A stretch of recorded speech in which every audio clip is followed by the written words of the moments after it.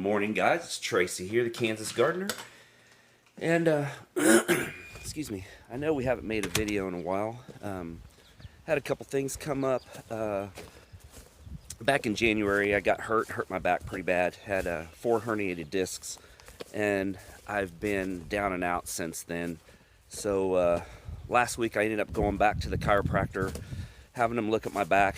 They did some chiropractor cracking my back stuff, and I was out for like 2 days. I couldn't walk, and I started walking with a cane again, and now I started walking this weekend back and forth. So I haven't really done a whole lot. That's why I haven't put a video out yet. But I thought today I've got to go back to another physical therapy appointment this morning. So I thought I'd kind of show you the progress of what's been going on in the garden. As you can see, the sugar snap peas, it's right there, it's right there, and right there, and little marvel peas, and we've got the 3 rows of bush beans, contender bush beans growing. As you can see, it looks like there's a snake there, but it's a plastic snake, because if you look at my sugar snap peas, those look good. If you go down the line, like this one here, you can see something's been chewing the tops off of my peas. And it's been going on my little marvels and my sugar snaps. I thought maybe they were rabbits, because I've seen 2 or 3 rabbits. My hair's sticking up there. That looks attractive, don't it? I thought there's 2 or 3 rabbits that I've caught running around in this area over here. But it's not. I think what I've read online, people have been saying that maybe they were birds, like magpies or little birds coming in here eating.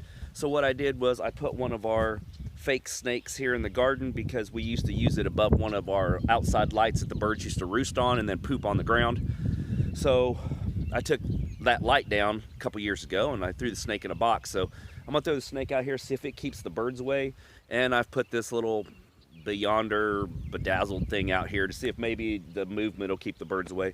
But anyway, the onion sets have been looking great so far. And look at this freaking garlic, guys. This is amazing. This garlic is literally blowing my mind. Look at the stalks on this thing. They're about as round as my thumb. But the garlic's looking good.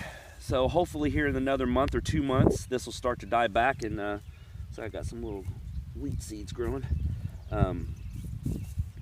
We can go ahead and harvest some of this and see what we've got going on. Looks like Mama needs to get out here and do some little weeding in her little garden. But anyway, we've got the black cherries in here. They're doing okay.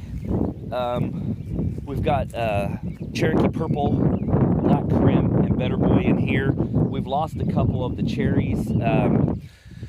Just, you know, this weather being so cold and being so warm, getting stuff planted, it just didn't acclimate very well. So what we're going to do is, I've got a lot more growing inside, so we're going to transplant what we needed. But look at the carrots. I mean, these carrots are freaking first year growing carrots ever. I've never grown carrots in my life. I just kind of watched a couple YouTube videos and went that route. But look at them, guys. They look pretty good. I know they probably need thinned out a little bit. It's one of those things, when you see stuff growing, you hate to thin stuff out, because it's like, oh, those are my babies. But anyway, I've seen a lot of videos where they don't thin them out and they just grow them super, super thick. You get long, skinny carrots instead of big, fat carrots, but I guess it's what it is, I guess. But anyway, that's looking good. Potatoes, you can see, I healed them for the last time, topped the buckets off. They are doing amazing. As you can see, those white buckets there are Yukon Golds, and then the orange ones are Red Norlands. As you can see, we got a water line sticking out here now. Trench was actually dug during the 2 weeks ago, not last week. I was mistaken. We had that outside spigot out there at the house. Went ahead and dug a trench and put PVC water line in the ground. Put an outside spigot here, so that way we could do what we needed to do out here. And I'll tell you that in a second. We've got kohlrabi. We moved the kohlrabi from that little bed over to these raised beds, or these raised barrels beds here, and they look great. But besides that, we've started, me and my wife worked on an area yesterday. We're just going to do an area at a time, since, you know, my back is hurt. I can't do a whole lot, so we've been just concentrating on little battles, trying to win the war, instead of trying to win the war right off the bat. You know, we've got, I don't know, 150, 160 tomatoes we need to get planted. over 100 peppers we need to get planted, 100 watermelon, 80 cantaloupe, 80 okra. We've got a lot of stuff going on, and I'm in a rush just trying to get this stuff done, but I have limitations. As you can see, we have a very, very bad storm coming from the west here. It's got anywhere from pea-size to golf ball-size hail coming this way within the next hour, so I thought I'd get here and make a video. I've got to be at the doctor at 10 a.m. It's almost 9 now. I got to leave here in a little bit, so I'm going to be driving through this stuff to get to town. Plus, hopefully it doesn't tear everything up out here. But what we went ahead and did, as you can see, we've got 5 patty pan squash, 5 straight neck yellow squash, and then we've got 10 zucchini in the ground. We did this yesterday, so everything looks amazing. You can probably hear the little pitter patter of rain. But guys, everything's looking good. Hopefully everything makes it through the hail. You know, these are the ones I transplanted. The first round that I put in, I lost, which I knew I was going to. This is the second round here. These are about 3 weeks old. So these things are looking really good. We put the landscaping fabric down. I bought 4,000 feet of landscaping fabric here. About 4,000 feet of landscaping fabric so we can cover the cantaloupe beds and the watermelon beds. And I also bought 2 complete garden, 4,000 feet of underground drip irrigation. As you can see, the mainline pipe here and the emitters here are on 12-inch. They're 15 mil emitter or 15 mil drip tapes with 12-inch emitter stations on them, which means there's a drip every 12 inches. So each one of these is going to get literally 24 inches of water because I've got an emitter on both sides. Some of them are in dead center and one on each side, so we should get plenty. I went ahead, we used our stimulus package. We used half of it to get some stuff that we needed paid off, and then the other half we used towards garden only. Everything went to the garden. Everything. From the underground drip irrigation to the easy flow 2-gallon injector so I can inject fertilizer and amendments underground through my drip irrigation out to the gardens. The only overhead I'm going to have over there is where the okra is going to go because the okra does not need that much water. So we're going to hand water that. And what I've got here is I've got Nova trellis from Haas Tools. I've got 10 pickle plants, Boston pickling and Chicago pickling that'll go here. I've got 50 feet of Nova trellis from Haas Tool again. Most everything you can see I've bought from Haas Tools. I love that company. I love their row by row show. I love the advice you get from Travis and Greg, their father and son thing. Business. If you haven't watched them on YouTube, Row by Row is their show on Thursday nights. It's phenomenal. They have good comical family shows. But anyway, their Nova trellis. I've got 50 foot of cucumbers, Marketmore 76, and munchers are going to go there. And as you can see, this is where the tomatoes and peppers are going to go. As you can see, it looks like a disaster right now. You can see my raised beds. I haven't touched it for about 3 weeks. So what we're going to do is we're going to put landscaping fabric on that also, and then we're going to stake it all in. We're going to take this first, and then I'm going to amend it with compost and some fertilizer, and then we're going to put the drip tape down, put the compost on top of the drip tape, put the fertilizer on, cover it in landscaping fabric, and then we're going to burn the holes in, and then we're going to plant the tomatoes. So what I measured out on these are 58 foot rows, and I've got 8 of them. I should be able, if I put the tomatoes at 24 inches apart, I can get roughly 27 tomatoes per row. If I do it at 16 to 18 inches apart and kind of scuff them together a little bit, I could probably get 6 or 7 more per row.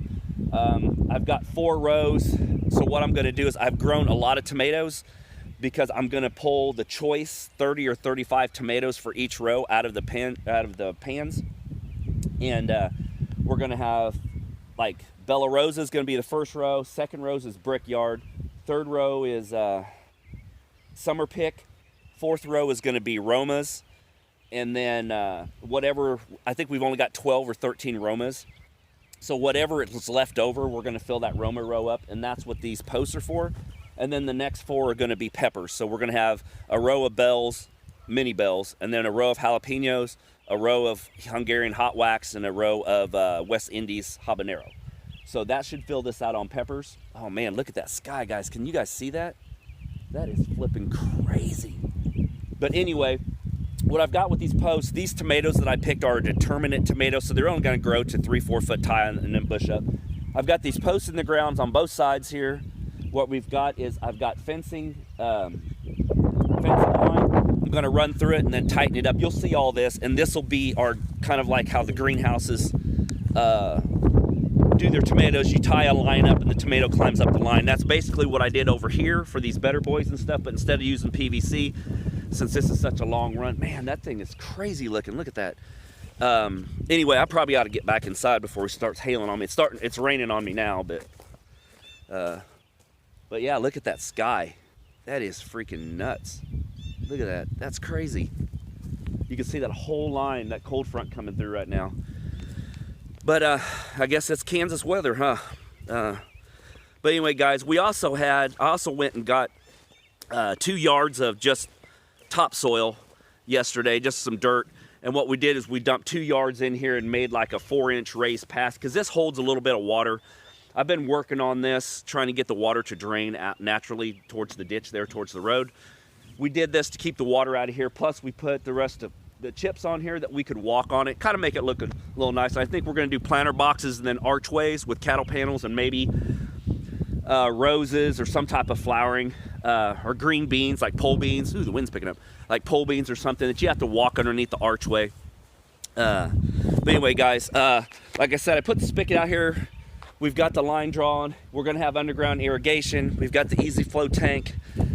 I've got a bunch of bird netting that we're going to use to put over the strawberries, and insect netting I'm going to use to put over the squash this year to see if I can keep the squash bugs off of it until they bloom, and then pull them off during the day, let the bees germinate, and then put it back on at night. Squash bugs tend to get to where they need to be at night to hide, so hopefully I can keep some of them off. I've got neem oil and some other stuff, spinoside and stuff that I can spray. But look at these strawberries. This is the 3rd year on this strawberry patch.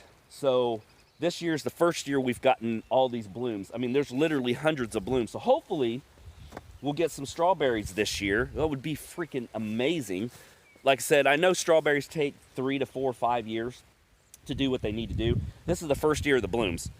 So hopefully we get a lot of strawberries this year. And then what I'm probably going to end up doing is I'm probably going to expand this patch out to here, about where the windmill is, and go back around, and then we could just let them run. Right now I weed eat along the edges to keep them from running in the grass.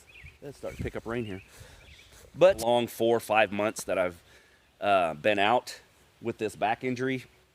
As you get older, you know, I'm in my mid to late 40s right now, and every little thing I do that I thought I could do, that I've done since I was in my 20s, has caught up with me, and this last one really did it. So anyway, I'm going to get back in here and kind of show you some stuff while it's starting to rain. So, but I'm kind of babbling on here. But anyway, you know, there's the easy flow. What we got going on. There's some of the drip irrigation there that I've got. Most of it's outside. As you guys can see, I've got the tomatoes are in here. These are the Bella Roses that you guys saw in the last couple videos. They're doing amazing. They're going to get planted. That first row, look at my peppers. I mean, I've already got blooms on my peppers here. That's my Hungarian hot waxes. As you can see, they are ready to go. You know, I mean, these poor guys, I dropped that one. But, you know, these poor guys need to get in the ground, and I'm trying. Here's all my cantaloupe right there. I think there's a little bit over 60 cantaloupe, and these are ambrosia, if I believe so, cantaloupe. And I've got there's my brickyard and my summer pick tomatoes. There's another 72 tomatoes there. There's another there's 12 off, so you're looking at probably like 60 tomatoes here, because each one of these cells holds 72. So there's 60 here, 72 tomatoes there, so there's another 140. Plus all the Romas over there. I've got probably 200 tomatoes in here right now. As you can see, I got the lights off because I'm hardening them off during the night. I kind of keep the lights off. You can see these peppers here. There's my West Indies habaneros. See, they're all ready to go. I've got more Crimson Sweet and Charleston Gray. The watermelons are doing good over there. There's all my cucumbers. I've got 30 cucumbers sitting here ready to go. Well, probably more than that because there's 12 in that one there. So almost 30 probably. My okra As you guys can see, it's getting a little leggy. But here in another couple weeks, hopefully, I can get this ochre planted out there. Ochre's pretty hardy. It's pretty hardy. But yeah, well, you can hear the weather radio going off. We've got some more jalapenos and some bell peppers planted just in case. You know, I've got the seeds, so you go ahead and plant them just in case you lose some crop. I've got backups a week or two behind that I can just go ahead and pop them in. That way we're not out anything. But anyway, guys, that's what's going on in my little corner of Kansas. Hopefully you guys stay safe today. Like I said, the weather radio's going off right now with the hail coming this way. I got to get ready to go to the doctor. Hopefully I can make it before the hail hits. I've got a 30-minute drive to get to town. So hopefully I can make it. But you can hear the following effects are expected. People and animals outdoors will be injured. Yeah. Hail's coming. Damage to roofs. So anyway, guys, I'm going to cut this video short because I got to get dressed and get ready to head to the doctor. But I just wanted to give you a little short. This week I'm going to do another video, show you how to do the underground drip irrigation if you've never seen it. Anyway, that's what's going on with us, guys. Thanks, guys. You guys have a good afternoon. Bye. 갑자기 내게 나타나준 너 난 아무 말도 할 수가 없어